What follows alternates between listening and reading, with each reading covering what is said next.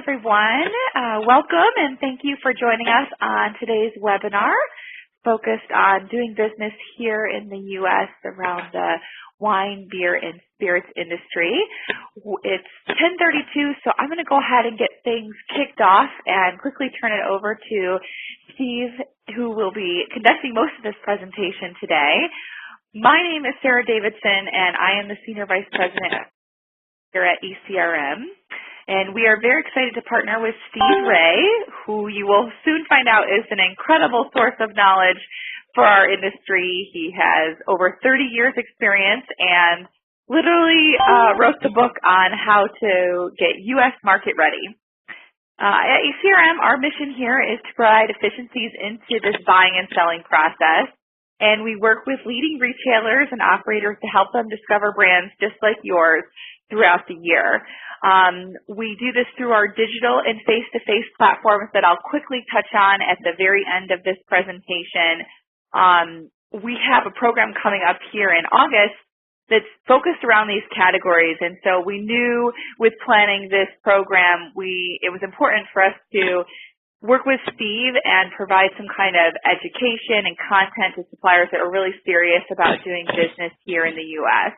So obviously it's going to take more than 60 minutes to become U.S. market ready, but Steve will give us some highlights, some requirements, some tips of doing business here in the U.S. And I think without further ado, please let me introduce Steve Ray, author of How to Get U.S. Market Ready. Welcome, everybody. I see we got a bunch of people. There's some from Ireland, some from Spain, a couple of other countries. So bienvenido, willkommen. Welcome to the conference. Who is this guy talking? That's me. Actually, I had more hair then. That was like 2 years ago. Anyway, I'm the guy who literally wrote the book, How to Get U.S. Market Ready. And that's really a primer for all of you who are interested in the U.S. market, who are exporting wine, beers, and spirits, particularly wine and spirits. Actually, that's the focus. To answer a lot of the questions that you have and also a lot of the questions that you probably don't should be asking. So let's just jump right into the presentation. And take it back about 85 years. We had that funny thing called Prohibition, which started in 1920. That was repealed in 1933, and all of the, or most all of the liquor laws, as we call them, were set up in 1933, and the primary reason was to prevent the bad things that happened during Prohibition, which was vertical integration by gangsters like Al Capone. So the idea was, let's break the market into three different tiers. Tier one is the supplier, so it would either be the importer or, if you're a domestic company, domestic brewery or winery. Tier two is the wholesaler and distributor. And tier three are the retailers, bars, restaurants, and hotels where the product could be sold. The idea was that there wouldn't be it's called tied house, a relationship between each of the three tiers so they can maintain their independence. In reality, what's happened, there's been a real graying of this. 85 years, it's plenty of time to make some changes, and we'll talk about how that happens. I think the important thing is to say there is no alternative route to market other than the three-tier system for imported brands. I say that because there is an alternative route to market for domestic wine brands. They can ship directly to consumers, bypassing distributors and retailers into about 36 states. But right now, that's not available to import brands. It's something that may happen. There's a Supreme Court decision that we're waiting for word on, but we think that's going to happen pretty soon. So as you're doing your U.S. planning, that's something to keep in mind, is direct-to-consumer may be the best solution going forward. Right now, it's not. Okay, so let's talk about the specifics. The market, the U.S. market, isn't one market. I like to say it's we're more Balkanized than the Balkans. We're actually 52 different countries. And each state has its own regulations, and there's a county in Maryland, Montgomery County, Maryland, and also Washington, D.C., which is not a state, that regulate the market. This chart is a pretty good one because it shows you not only which are what we call control states, all the ones in colors, not gray, but in reality, the ones that only matter for wine Or actually, I see a mistake there. This New Hampshire should be dark blue.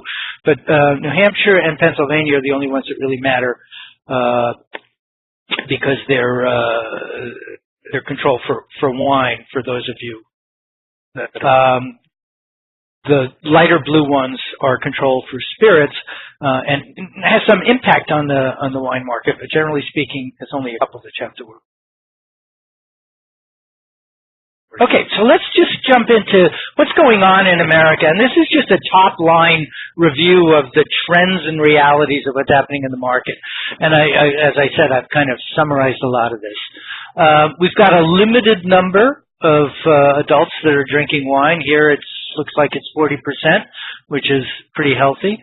What we see is females represent the majority of wine drinkers, and if you looked at wine purchasers, you'd find that number even larger. So it's something to consider in terms of label design and communications with shelf talkers and other things like back label copy. When we look at ages, you can see the biggest section of the market is controlled by baby boomers. And while you see millennials are increasing or are significant, the reality is they don't have the kind of money to spend to buy $20 a bottle wines. And we'll talk about price structures a little bit later. But so there's been all this focus on millennials. And the reality is boomers and Gen X really represent the majority of the market that you'll be selling to, at least for the next few years. And one other area, there's a company called Wine Opinions that, and the Wine Market Council that done a study identifying high-frequency wine drinkers.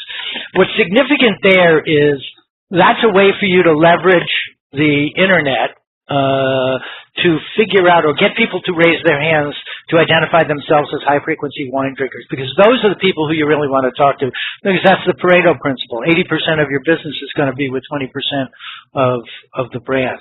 How to do that? That's not quite worked out yet, but that's something that's kind of in development with a lot of these big data type services. If anybody's interested in, I can make some recommendations at the end of the program. Okay.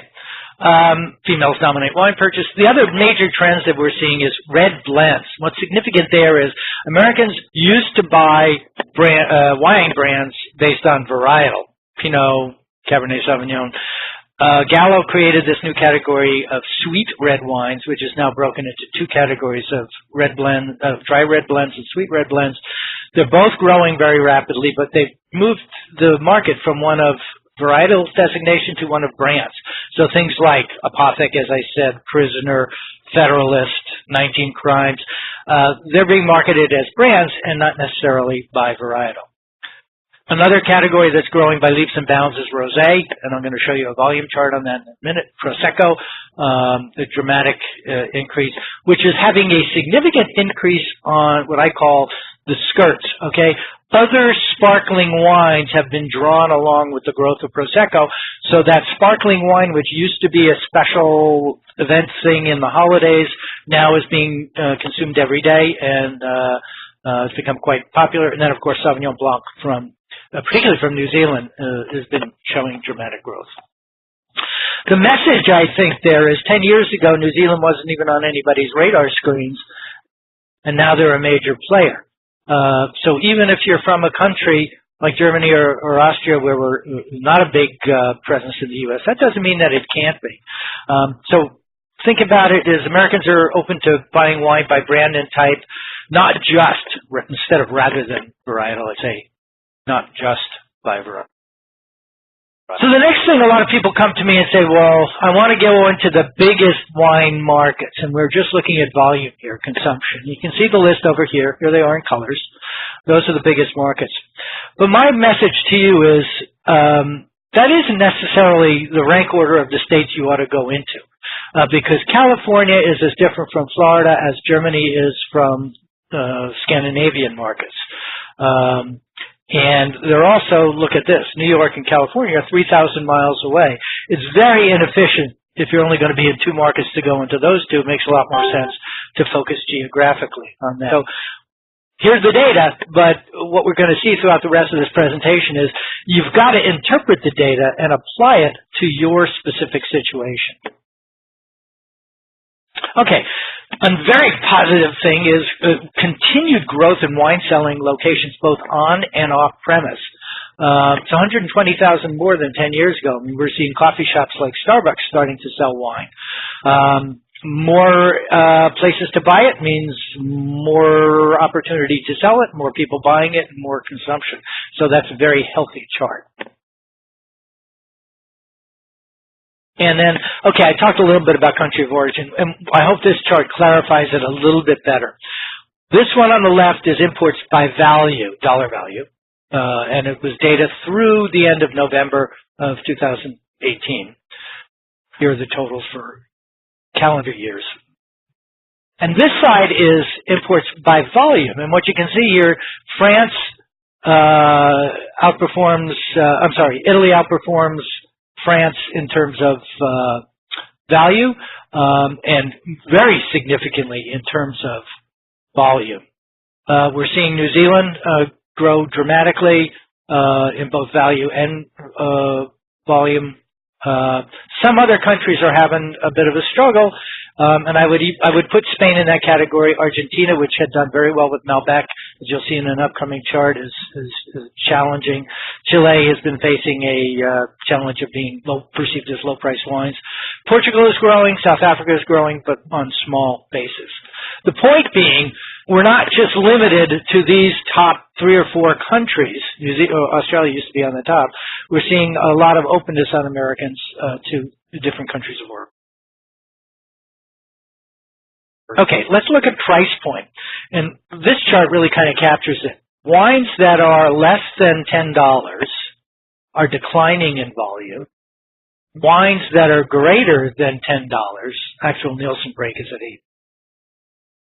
Suffice to say, greater than $10, and particularly in this $12 to $14 and $15 to $19 price point are the sweet spot.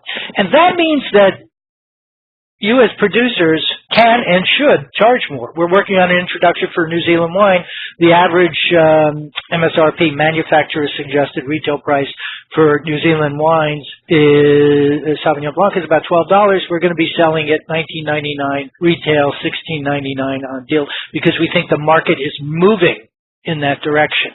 The key point here is that you as producers are able to make money at that point, whereas if you're trying to compete in this category, you can't make any money and you will lose because you'd be competing against Gallo and all those. You got a much better chance competing with smaller producers. And I'm going to show you some spirit numbers here in a minute. So the sweet spot for wines, $11.99 to $19.99, and particularly $10.99 to $14.99. This one's a little more complicated, but I think it's more clear. The size of the bubble indicates the size of the market and the location of the bubble in each of these 4 quadrants. Obviously, this is volume percent change going up this axis, and this is value percent change going in this case. Here's where you want to compete. And you can see Rosé is almost off the chart, continues to grow. I made the comment about Malbec. It's down here. 5 years ago, Malbec was up over here. So it came and went, and it was a trend. Merlot is still suffering from what we call the sideways phenomenon. And countries like Germany are kind of suffering, and Australia to some degree too, because of Riesling. The real growth continues with the big daddy, which is Cabernet Sauvignon, Sauvignon Blanc, sparkling wines growing rapidly, the red blends, as I talked about, and Pinot Noir, and we're seeing Pinot Gris and Chardonnay is still a major player, but it's right there at the origin. That just, I think, is testimony to the fact that Chardonnay is a default order. Oh, I'll have a glass of Chardonnay. But the world is moving towards what we call ABC, anything but Chardonnay. As Americans become more sophisticated in their wine consumption, they're moving beyond the friendly, familiar categories like Chardonnay. Okay, this chart, it's hard to understand, but what you can see here is this is the amount of business that the category represents. This is boomers and Gen Xers. And here's millennials. It's what I was saying before. The Silicon Valley Bank came out with this report, and they said the millennial is both the greatest opportunity for the wine business in the future. They left that part out. And the report is most at risk of disappointing on expectations tomorrow. And that's because all these kids, I'll use the term, entered the workforce after a recession or in the midst of a recession and really haven't made the same progress that even Gen Xers and certainly the baby boomers have. So don't think that millennials are the be-all and end-all simply because the internet is the place where wine marketing happens. The reality is you can still make a ton of money, and most of your money is going to be made by these guys. Millennials will be important as the boomers turn from this to this, meaning that they're So millennials are not the largest volume wine-consuming age demographic, but they do represent the future. Okay, a quick look at spirits similarly. And when you look across all categories, what we're seeing is the high end, and that's loosely defined as premium, super premium, ultra premium. The actual number of the price varies by category. A super premium bourbon and the single malt Scotch is going to be significantly higher than a blended Scotch. So in each category, the actual dollar sign will be different. But look what's going on. It's the high end where most of the growth is happening, and that's where you want to be. And that's good news for, I think, everybody on this call. When we look at the categories, and obviously we can't look at spirits as we do wine overall because each category represents its own. But look what's happening in whiskey. A couple of years ago, well, maybe 7 years ago, whiskey was way down here. It was forgotten and nobody was doing it. It was still big, but it was down here in this low-growth category. It's dramatically improved. American is basically bourbon. You've got Canadian growing, Scotch is growing, Irish, which is mostly Jameson, growing dramatically, and even Japanese whiskeys are doing extraordinarily well. You see tequila is a big player. Another one is the packaging thing. This is kind of an interesting piece of information. The problem is I don't know how you make money at this category because consumers expect a 50 ml to cost 99 cents, and the reality is your cost of goods is going to make it more like $2.99. So you can't necessarily, you have to be careful on how you use 50 mLs. Vodka is like Chardonnay. It's kind of the origin of all of this stuff. Gin is this tiny little thing down here. Yes, it's growing marginally, but on this chart you can see it's just to the left of the axis. It's huge in Europe. I get that. And in other countries, it's still tiny in the U.S. The biggest, I think, news is behind a brand called Hendrix, and that's only doing 200,000 cases in the entire U.S. They probably do more of that on a Sunday night in Spain. Okay, so let's look at importing and distribution and what your options are. We'll start with definitions. We define an importer as a company that's licensed to import a brand from a supplier outside the U.S. into the United States. Now, many importers may have a distributor license or distributor operations in individual states, but they're going to be separate companies. So even a company like Winebow has Winebow Distributing, but it's not officially a part of Winebow. They report their taxes separately because, as I said with the tied house things, the distributor and the importer have to be separate from one another, but that doesn't mean they can't own that second company.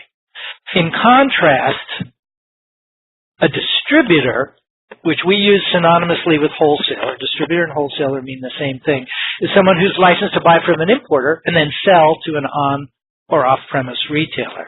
It's important to make sure you understand fully the definition of these terms because I know in Europe and a couple of other countries there's some mixing between importer and distributor. In the U.S. they are decidedly distinct. Okay, and here's how the model has changed, and this is a pretty good graphic. 30 years ago, there were 7,500 wholesalers. Now there's 550 that are active. There's probably only 300 that are members of WSWA, Wine and Spirits Wholesalers of America, which is a very important trade group in the U.S. and hosts a trade show that takes place in the spring, alternates between Las Vegas and Orlando, Florida. So a lot more wholesalers turning into much fewer wholesalers, many fewer wholesalers. Existing number of producers dramatically increasing, mostly because of countries of origin. imports.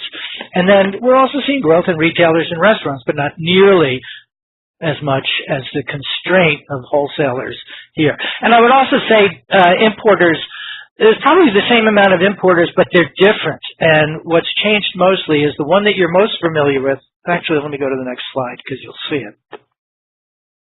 So constriction in the middle drives market entry strategy for new brands. Somehow I seem to be cut off there. Not sure why. So I was just about to talk about agency brands, and that's what there are 10 different options for importing a wine into the States. This is true also of spirits and true of beer, but recognize that the beer wholesaler network is very different from the wine and spirits wholesaler network. In this particular case, we're dealing only with the import function. Most of you think about importing through a large national importer. Winebow is one, Palm Bay is another, Shaw Ross is another, actually fits in another category, but these guys are what we call agency brand, meaning they take your brand, you sell it to them for whatever your XLR price is, and you're done. They take over all the marketing, the responsibility for promoting the brand, positioning it, advertising, all that kind of stuff. And they also take a 40% margin. These brands are really kind of declining in number and interest because most importers don't want to make the kind of investment they need to make in something that they don't own. And that really started with Yellowtail and its growth through Deutsch, and that's become the model going forward, that there are fewer and fewer agency brand importers, which means you as producers need to look at these alternative ones, and that's what I'm going to focus on this slide.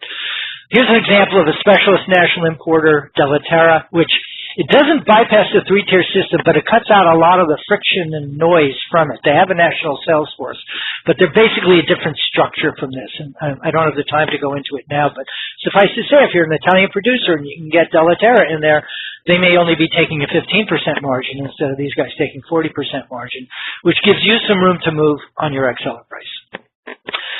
Then there are regional multi-state importers. I'll use O-Pee-Chee as an example. They are an importer based in New Jersey, and they also have which is a national importer. Their strength is in the East Coast, where they own their own distribution company in Massachusetts, New York, New Jersey, Maryland, Delaware, Virginia, and Florida. They do work with distributors in other markets, but those 7 markets are their real strength. So a different potential choice depending on where you want to go and what you're trying to accomplish. Individual states, and I'm going to talk about franchise states in a moment, but we see this in franchise states which are Georgia, Connecticut, and New Jersey, and Massachusetts are examples. They have a different distributor makeup in those states, and also importers operate differently in there because they are what we call a franchise state. Again, don't have time to go into it. If somebody wants me to explain it in depth at the end of the presentation, I will. Or you can buy my book. I have a whole chapter on it. It explains it in detail. Okay? You can also set up your own import company, and we work with a number of companies that decide that they want to do that because they don't want to give away margin to anybody else. I don't know if that's the rightest strategy for everybody, but certain people it might be, particularly spirit companies. A better alternative is what we call national licensing, import, and services. And those are like MHW and Park Street. And they basically you're like leasing an importer. You're hiring them to do all your back office work. Facilitate imports, freight consolidation, clear it through customs, get it into a wholesaler. Does nothing for distribution or sales, but it does physically get you into the U.S. market at a much better cost structure than these guys. You can also think about going to a large distributor that also imports. Southern Glazers Wine and Spirits is the biggest distributor, and they have a separate operating company called Shaw Ross, but pretty much every major distributor, Breakthrough, Horizon in the Northeast, Young's Market Company on the West Coast, all of them do imports, normally DI, direct imports. Usually that means brands that are already existing and selling well, but it's an option, and you need to consider it. So as you're planning your route to the U.S. market, you have to look at all of these. You're probably going to dismiss 8 out of 10 but you need to consider all 10. You can think about doing a private label brand or control brand through a big retailer like Total Wine. We don't have a national importer per se in the U.S. Total Wine kind of approximates it. They're in about 30 states. It's a very large footprint store, carries about 10 to 15,000 SKUs in comparison to most what we call package stores, liquor stores, which may only carry 3,000 to 5,000 SKUs. Another option is direct import through a control state. Pennsylvania is an example for both wine and spirits. Some complications of that, but it could be if your strategy is to prove success in the market. This may be the best one, not the worst one, because if you get distribution in Pennsylvania, you get guaranteed distribution in every store because it's state controlled. There aren't many markets that you'd be working with anywhere else in the country where you can get that level of guarantee. They have 700 stores. And last, I lumped a whole bunch of things into this category of non-traditional, e-commerce, wine clubs, flash sites, and those kinds of things. And I wanted to highlight I would highly recommend you go to this, LibDib. LibDib.com is a non-traditional importing and distribution solution. I don't have time, again, to go over it now, but take a look at it. They've got a number of webinars that are archived on their site that explain how it goes, and actually, like ECRM, I'm doing one for them in a couple of weeks as well. I think for a lot of new producers, it's not a perfect solution, but it could be a really great solution for you. So traditional agency brands and importers are becoming less receptive to new brands. There are alternatives, maybe not what you want, but it's what you can get. And I make the comment, I live in a very small town in the U.S., and when I go to the hardware store, I don't buy what I need, I buy what they have. And that's kind of the situation most wineries and spirit companies and beer companies are facing in the U.S. So we talked about distributor consolidation a little bit, and here's what's happened.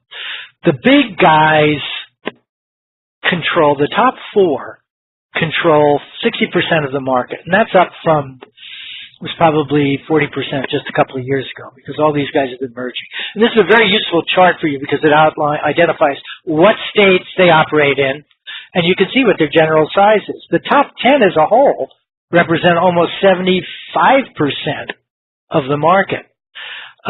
It's something you have to factor into when you're doing your planning. Who's going to distribute it and how are you going to distribute it? And LibDib plays in this field, but in a very oblique way and non-traditional way. It takes a lot more work, but it may be a way of getting in where most of these guys, if you cold call them, they won't take your call. I was talking with somebody at Young's Market Company the other day, and she said she calculated it. She gets 190 unsolicited inquiries about brands a day. 190 per day. And that's what you're competing against. And so just saying you have a brand that tastes great and has a score is wonderful, but it is far and away not enough to make an impact on these guys. This is where control of the marketplace takes place. You have to have a distribution solution or understand it comprehensively before you should enter the U.S. Again, it's discussed in great detail in my book, and there's lots of other sources you can go to. In fact, if you go to my website, BevologyInc.com, I have a number of webinars, two of them which were panel discussions with importers and distributors at recent trade shows. I highly recommend you listen to what they say from the horse's mouth, so to speak. The bottom line conclusion from that chart is this. Distribution in the U.S. is not free. Most people think, I've got an importer, I've got a distributor, my job is done. No. Your job is just beginning. You're going to need to support the brand with some kind of marketing funds. There's going to be a combination of you or your winemaker or your principal visiting the market 2 to 4 to 6 times a year, working the market on workwiths, supporting discount and added value programs, and most importantly, in-store tastings, supporting distributors in their holiday trade shows. It costs money for a distributor to carry you. It absolutely costs money for a distributor to promote you. And if you think about a distributor salesman, Southern in any given state may have 5,000 SKUs. Their own distributor salesman may be getting incentivized on like 5 in any given week. How do you become one of the 5? You have to solve those problems before you can really go forward. Okay, so it's really a case of managing your expectations. If you have proper expectations, you will be successful.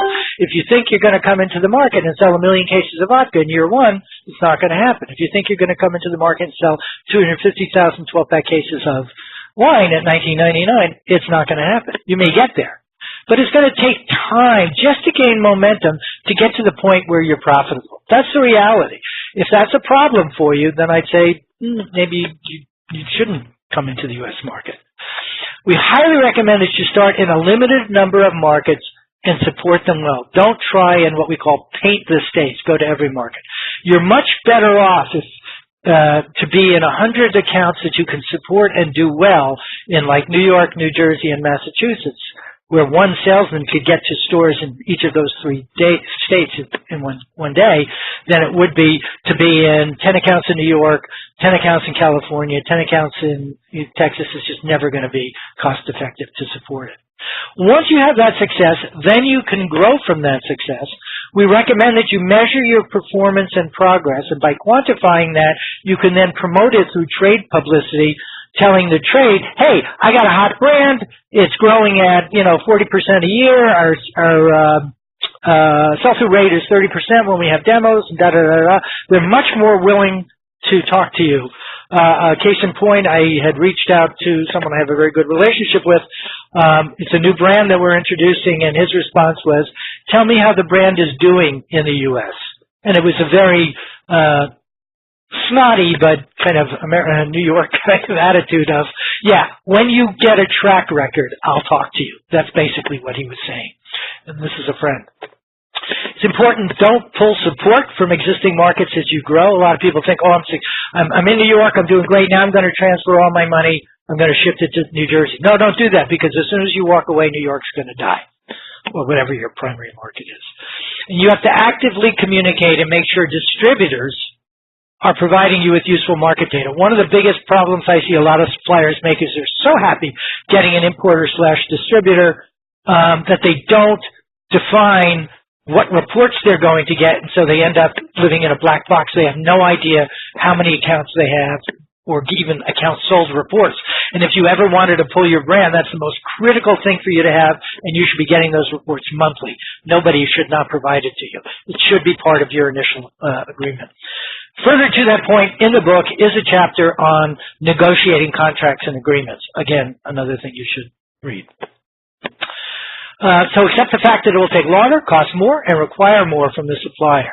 So think about, what do distributors want? And the simple answer is they want suppliers that are prepared for the U.S. market. Suppliers who have listened to a webinar like this, who have read my book, who have been able to differentiate themselves from everybody, the other 196 cold calls that anyone gets in any given day, by being smarter and knowledgeable. And this is the way to do it. Okay, whoa, somehow the formatting got messed up.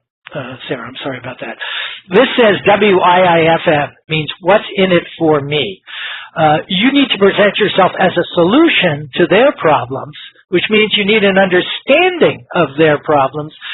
Means you should never call an importer or distributor without having gone to their website first and see what they're all about, what countries they're importing from, what price points they seem to be at, do they have a particular philosophy, whether it's, organic or biodynamic or it's estate-produced, whatever it happens to be.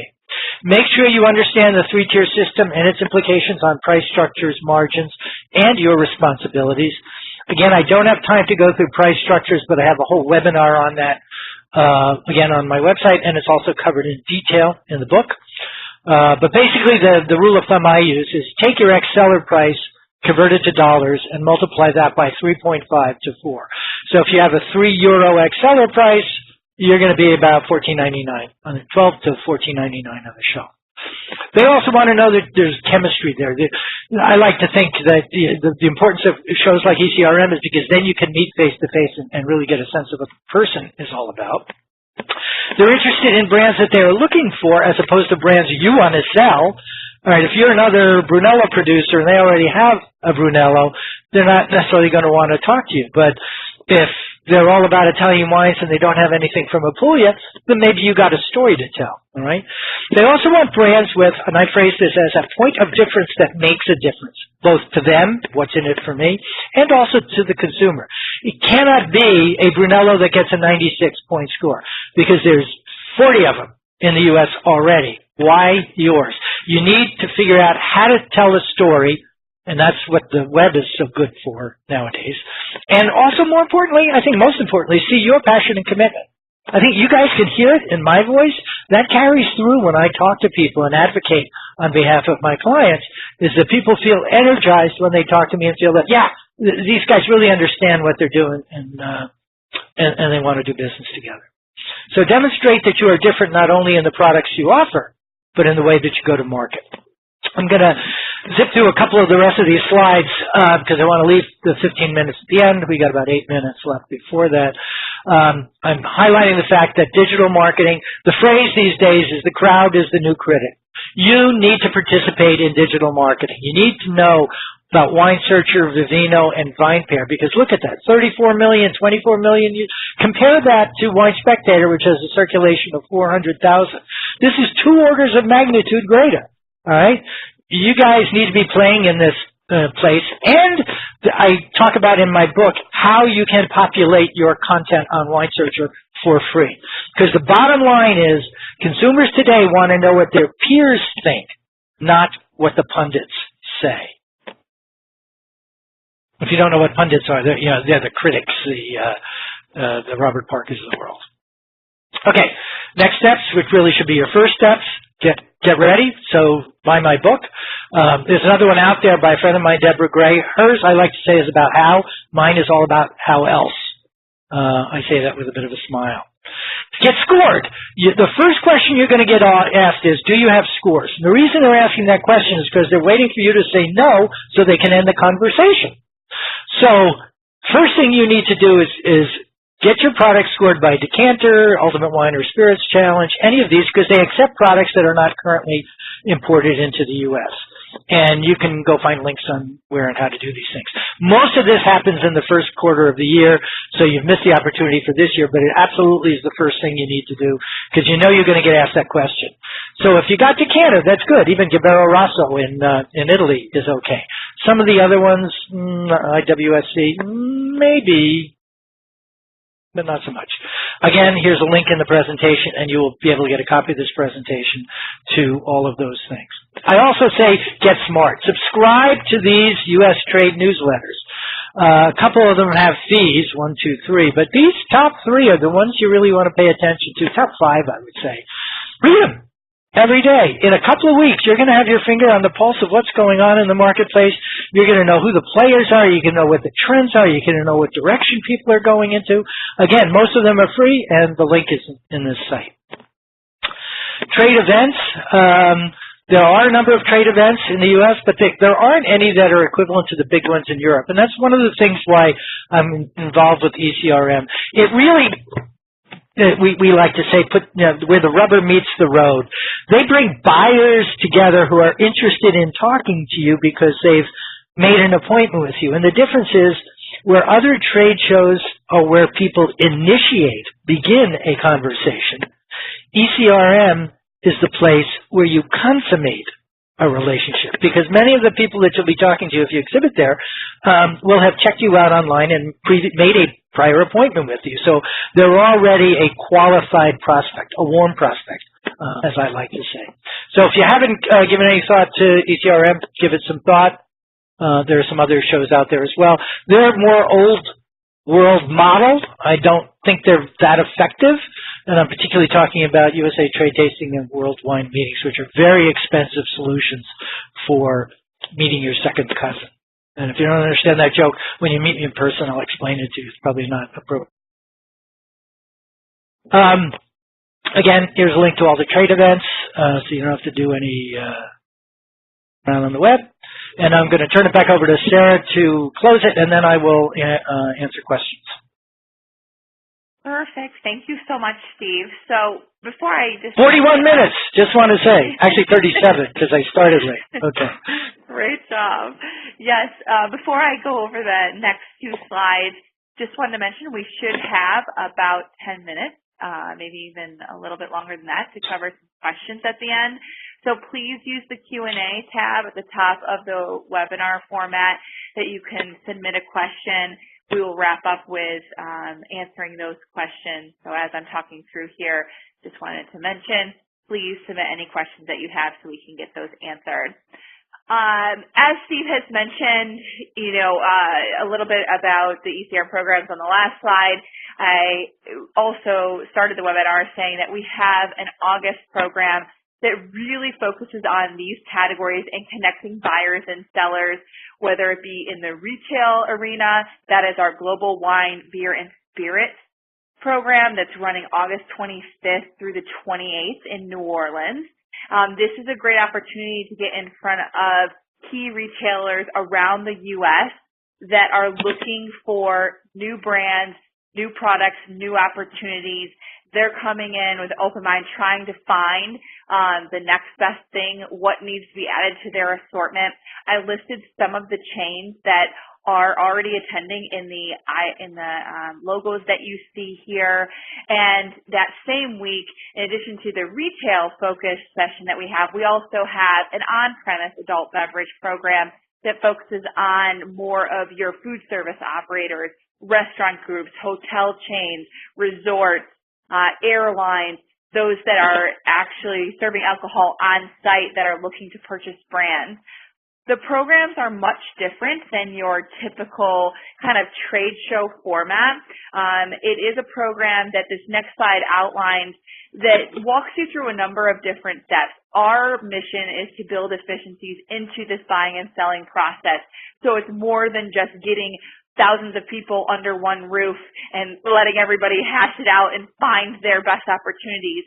We want to work with you as the producer, as the brand, to understand your capabilities, understand your products and your objectives in meeting with buyers, and highlight that in advance to these retailers and operators that are attending.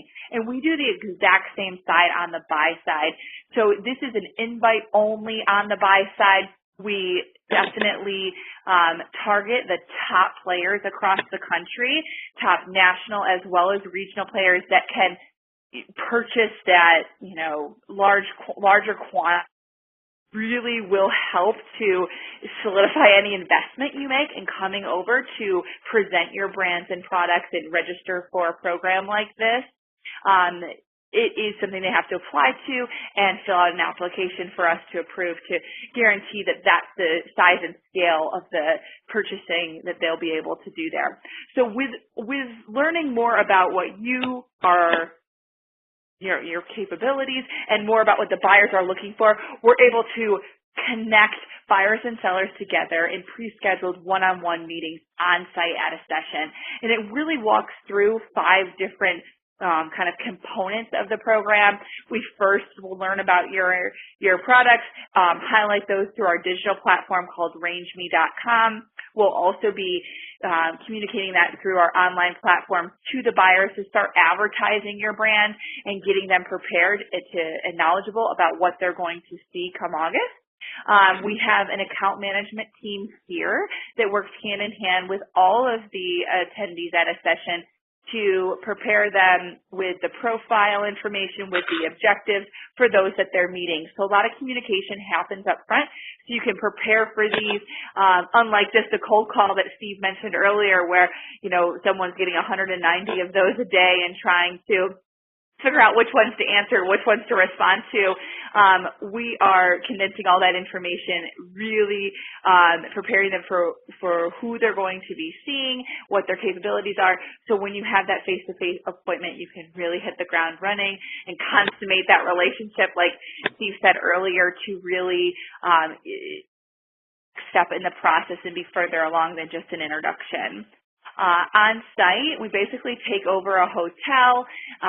We book all the reservations for both the buyers and sellers so that it's a very intimate format, great opportunity for networking throughout 3 or 4 days where you can run into industry peers from the brands and producer side, but also all the buyers that are there, whether it be in the elevator or at one of the networking functions we have. We host breakfast, lunch, and dinner that's going on outside of your one-on-one meetings. All the meetings are pre-scheduled. You don't have to reach out to buyers to get those confirmed. It's all part of the program package. So if you're really interested in, you have an importer and you're interested to make the next step and meet with the actual decision makers at these operators, the actual decision makers at these retailers. We also have distributors and wholesalers that attend for the different states across the country.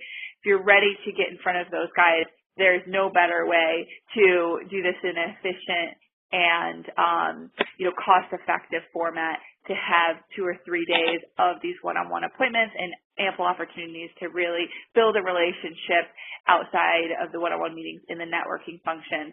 We also have a follow-up process that will help with that connects you with these buyers afterwards. It looks like we got some questions. Yes. So let's go ahead and hit some of these questions here. I'll start. Let me just review this and I'll read it out loud so we can there.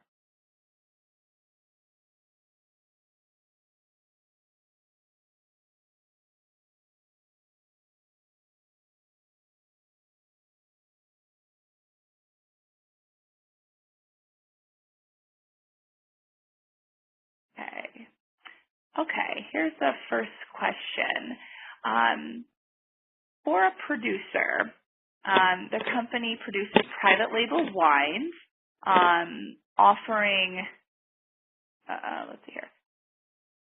offers private label wines and unique label wines. You mentioned, Steve, that there's Total Wines is a good retail chain to get into, and they found it very difficult to push the private label area of the business to U.S. buyers. They're more focused on brands. Do you have any advice around the private label versus branded suggestions? Yeah, need another hour, but I'll start this way. Total Wine is a decision you have to make. Either you're going to go with them and you're not. If you're going to go with Total Wine, you're going to alienate yourself from every other retailer because Total Wine has become, it's the bully.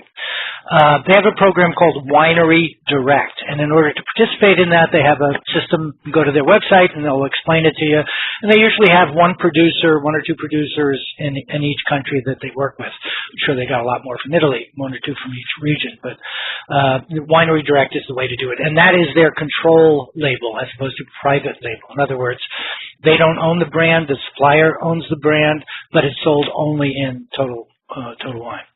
A control brand is, or a private label brand that we're using as an example. We have a Brunello that we import, and we effectively sell it only through 1 or 2 retailers in New Jersey because that's how they buy it in quantity. We can sell a Brunello at a shelf price of $29.99, and in the holidays we sell out 500 cases at a time, in 2 or 3 days. So private label is a good strategy, not for brand building, but for doing volume, but you have a completely different set of potential customers for that and a different route to market. You would be using what we call clearing wholesalers and clearing distributors in order to do that. I absolutely think it's a great strategy because you can do a lot of volume and you can use your private and control label as a way of filling trucks or containers for your higher priced or branded wines or spirits. Next question. Do you think introducing a new quality or a value-focused SKU is a good strategy to establish for an established producer? And if so, have you seen this strategy succeed? Yeah, well, I think it's a matter of semantics here, what we mean by value. If you mean low price and we're talking about wine, the answer is no. As I showed you in that chart, those categories are declining, and it's also where the biggest battles are between Gallo and Treasury and Bronco and some of these other big guys. One of the strategies I love is hit them where they ain't, so compete where nobody else is. It's not so much a price strategy as it is a branding and story strategy. I think the web, the digital marketing has opened the door for suppliers to connect directly with consumers in ways that were never available before, so you don't have to worry about the uneducated salesperson in the store not being able to help you. And one of the best ways to do that is make your back label copy sell, and sell hard. I'll give you one example of one that I did that I think is brilliant, if I can say that. It was for Ribera del Duero in Spain, and it was Tempranillo product, and on the back label we said, goes great with tacos, try it with tapas. 8 words, and it told consumers everything that they need to know about that brand. It goes with spicy food, it's full-bodied, without using those words and things like, fried plums and all that kind of stuff. It says, hey, here's how you can drink this brand. I think that's the kind of copywriting that you need. And whether it's on the back label or shelf talkers or those kinds of things, or on the web, that will help. So I don't think value is a smart move, unless you're talking about, like I did, the Brunello thing. Okay, we were selling at $29.99 retail Brunello against $39.99 retail Brunellos, and in those retail stores, it flew. It's not a sustainable strategy for somebody else. And Steve, would that be the same for any wine produced from younger vine? Would you still have the same suggestion? Younger vines, that's kind of an odd one. Well, obviously early on, up until 7 or 10 years, they're not producing as much. I don't know that the age of vines, that's very much part of the brand story. Okay. Old vines I know are popular. I haven't seen anybody saying I want to have younger vines. But anyway, I see Deb's here. Maybe you want to jump in on to answer that question, Deb. Go ahead. Next question. Next question. What about for a handcrafted gin in South Africa? Any advice on route to market here in the U.S.? Oh yeah, we're being flooded with gins because, as you know, as a distiller, everybody wants to get in the whiskey market, both on the craft side here and also internationally, but whiskey has to age, so vodka and gin can come right out of the tap and you can sell them right away. So there's a lot of competition in there, not a lot of consumption, although it is at higher prices and it is focused on premise, and there is growth in the gin category. It requires an entirely separate way to go about it. I would say country of origin is not the point of difference that makes a difference, because we can get gin, people have called me from Tanzania, and Australia is doing well. I mean, places where you wouldn't say, oh, that's a natural place for gin. Scotland and all those kinds of things. Portugal. So I don't think country of origin is the thing. But you need to be smart in the way that you go to market. My best advice is read the book.